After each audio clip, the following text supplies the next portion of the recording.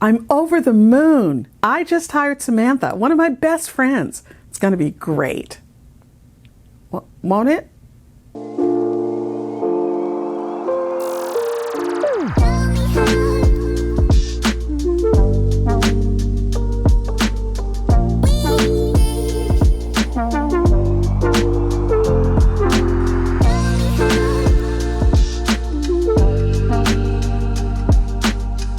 Hi entrepreneurs, I'm Vicky Brown, and you're in the right place if you want to engage your team, boost your business, and grow your leadership muscle.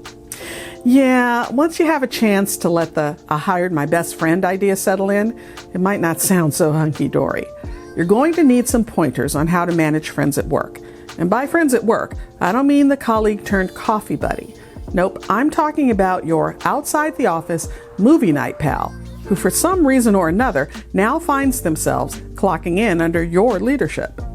Listen, I've walked this path, and let me tell you, it's not easy.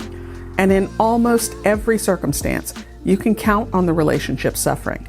That's because moving from being on equal footing as a friend to the unequal footing of leader-employee, well, that's a huge shift.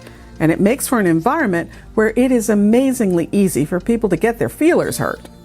You see, as the leader, your priority has to be the health and survival of the organization. Oh, I don't mean leaders shouldn't care about the people on the team, but your number one priority has to be to keep the organization successful.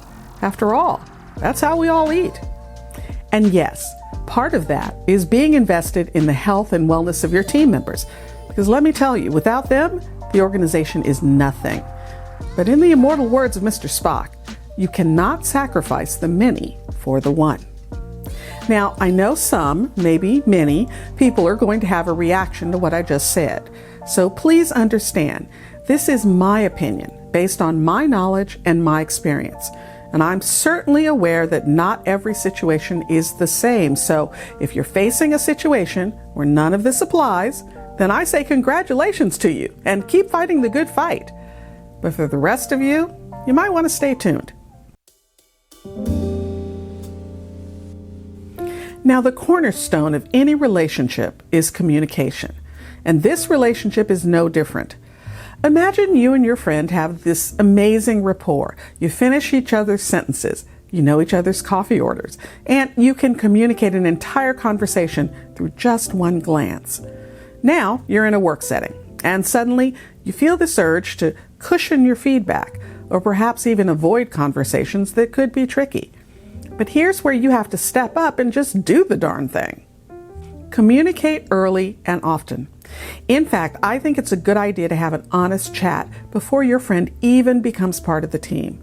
Talk about how the dynamics of the relationship will certainly change and how you both are going to handle that. Now, it won't be the most pleasant conversation you ever had, but clear, honest communication trumps comfort. Even if it's a bit uncomfortable or might ruffle some feathers, it's paramount that you articulate your expectations, concerns, and feedback openly. Why? Because ambiguity can fester, and that only leads to confusion and misplaced expectations. Don't sidestep or sugarcoat things. Listen, I get it. It's tempting to wrap feedback in layers of softness, especially when you're talking to a friend. But sugarcoating can dilute the message. It's not about being harsh, but rather being direct and constructive. Your friend, more than anyone, should be able to handle honesty. Remember, it's all about the betterment of the company and the growth of the team. Set clear boundaries. Sharing weekend plans or discussing the latest binge-worthy series, that's your personal lane. But when Monday rolls around and it's time to discuss quarterly targets or project delays or performance feedback, well, that's squarely in the professional lane. Boundaries ensure that these discussions remain where they should without spillover that could muddy the clarity and objectivity you need in a work setting. It's more than just keeping topics separate. It's about establishing an understanding that in the office, certain protocols have to be respected for the organization to function. This means there might be times when you have to make a call your friend disagrees with or offer feedback they might find tough to swallow. Setting boundaries early on ensures that they understand these decisions are made with the hat of a leader, not a friend. And it's not enough to just set the boundaries. Consistency in upholding them is critical because mixed signals can lead to confusion, and that's a slippery slope. One day you're casually discussing a work project at a barbecue, and the next you might find it challenging to address an underperformance issue. But by consistently respecting the boundaries, you set a precedent for how professional interactions are going to take place. In essence, while the bond of friendship is special and cherished, the dynamics at work have their own set of rules. So ensure that bridge between personal and professional has well-defined lanes as well. Because when boundaries are clear and respected, well, it just makes things a lot easier. You see, you have to remember to maintain your professionalism. Blending personal fun with work chatter is not going to yield the best outcome. Think about those casual after-work gatherings. They're a brilliant space to unwind, share a laugh, and reinforce team camaraderie. But there's a caveat. When the conversation starts veering toward work gossip or office politics, especially with a friend who now works under you, it's time for you to steer that ship back to neutral waters. Discussing sensitive office subjects outside of work can blur the lines of your professional relationship. Today, it might be a light chat about a colleague's quirky habits. Tomorrow, it could be a serious discussion about strategy or team dynamics. And if that chat isn't kept in the right context, misinterpretations can arise. These subtle shifts might not seem impactful right away, but over time, they can lead to biases, mistrust, or even favoritism, and that throws your leadership into question. Now, as a leader, you're often in the driver's seat of these types of conversations, so the responsibility lies with you to set the tone. And don't forget your role in enhancing, not tearing down, the culture of the team. And if that doesn't make you sit up and take notice, well, remember that in certain circumstances, you as a manager may end up being legally liable if someone feels they're being singled out or discriminated against. So, if you sense that boundaries are teetering on the edge in a discussion, well, gently guide the conversation away from potential pitfalls.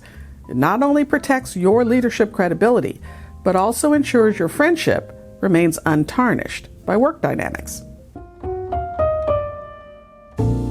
Now, for better or for worse, optics matter. All right, let's get real here. You've got your buddy on the team, and sure, you two go way back. But in the workplace, it's game time, and everyone has to play by the same rules. And remember, it's not just about the actual game, but how it looks from the bleachers.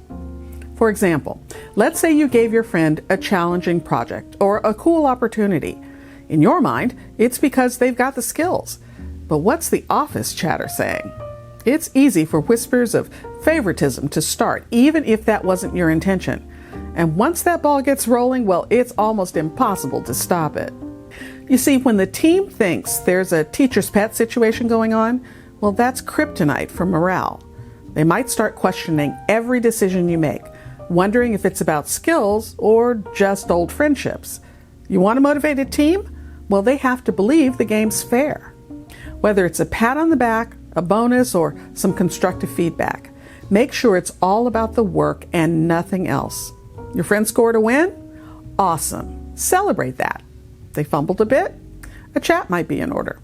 Just make sure you do the same for anyone else in their shoes. In a nutshell, play fair and make sure your team sees it that way.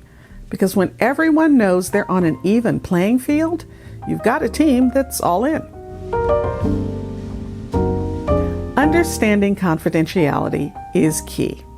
Listen, just because someone's been with you since, I don't know, those embarrassing high school moments, well, that doesn't mean they get a backstage pass to all your work secrets. It's all fun and games until sensitive info slips out. And then, well, then it's not. It's not about being stingy with information, but it is about keeping the integrity of your leadership role. Even if your buddy is trustworthy, not everything is on a need-to-know basis. And remember, the more people that know something, the harder it is to keep under wraps. And besides, as a leader, it's your responsibility to hold sensitive information confidential. Because if you don't, then how can you be trusted? And many times the fallout from leaking information can be far worse than you imagined. What, you swore your friend to secrecy? Well, remember what Mark Twain said. 2 people can keep a secret if one of them is dead. Managing friends at work, especially those who report to you, requires a delicate balance of professionalism, communication, and respect for boundaries. And while the ideal scenario might be to avoid this type of situation altogether, which by the way is definitely my recommendation, if you're already in it, then hopefully these tips can help you get through. Remember, always prioritize the organization's health, the team's morale, and the clarity of your professional relationship. I know the right balance is tricky, but not impossible. If you found this information helpful, please subscribe and share. And remember, your inspired leadership is the secret sauce to having a high-performance team and a wildly successful business you'll love. I'll see you next time on Leader's Journey.